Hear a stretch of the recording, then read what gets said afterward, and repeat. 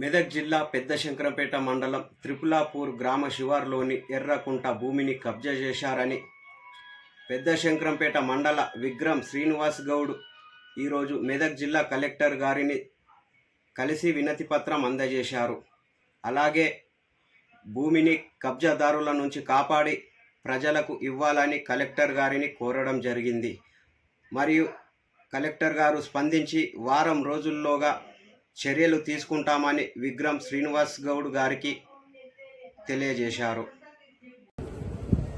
ప్రజావాణి కార్యక్రమంలో భాగంగా మెదక్ జిల్లా కలెక్టర్ గారిని కలిసి మా పెద్దశంకరంపేట మండలం తిరుమలపూర్ శివార్లోని ఎర్రకుంట శిఖంలో అదేవిధంగా సర్వే నెంబర్ 1 పరంపోవు ల్యాండ్లో కబ్జాలు చేస్తున్న కారణంగా వారికి వినతి పత్రం ఇవ్వడం జరిగింది కలెక్టర్ గారికి. ఇప్పుడు ఏదైతే ఎర్రకుంట శిఖం ఉందో 258 సర్వే నెంబర్ ఇది. ఈ సర్వే నెంబర్లోకి 256 సర్వే నెంబర్ 1, కుంట సర్వే నెంబర్లోకి 256 సర్వే నెంబర్ 1, దానితో పాటుగా 257 survey number 1, 257, 260 survey number, 260 survey number, 257 survey number, 258 survey నెంబర్లతోని 56 సర్వే నెంబర్లతోని 258 ఎర్రకుంట శిఖంలోకి ఎంక్రోచ్ అవుతా ఉన్నారు. ఆక్రమణదారులు కబ్జా చేస్తూ ఉన్నారు. అందులో భాగంగానే కలెక్టర్ గారిని కలిసి గతంలో కూడా కలెక్టర్ గారికి మేము రిప్రజెంటేషన్ ఇవ్వడం జరిగింది.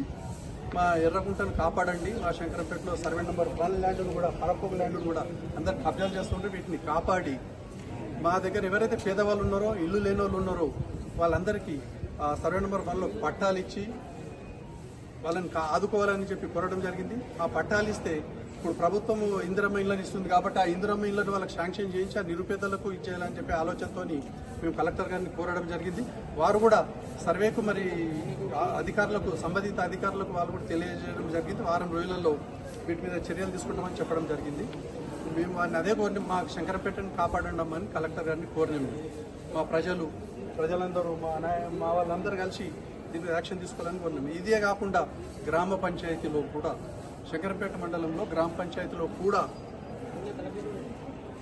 స్థలము లేకుండా ఓపెన్ ప్లాట్ మీద హౌస్ నంబర్లు ఇస్తూ ఇల్లీగల్గా దానికి రిజిస్ట్రేషన్ చేసి ఇచ్చారు. అది కూడా మేము గతంలోనే కలెక్టర్ గారికి సంవత్సరం నుండి కాంటాక్ట్ చేస్తూ ఉన్నాం.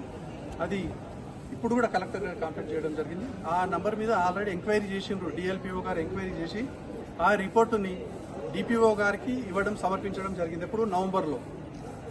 అది కూడా కలెక్టర్ గారికి చెప్పినాం. మేడం 5 నెలల నుండి ఈ ఎంక్వైరీ రిపోర్ట్ మీద ఏం యాక్షన్ తీసుకోవడం లేదని చెప్పి డిపిఓ గారికి కలెక్టర్ గారు ఆదేశించడం జరిగింది.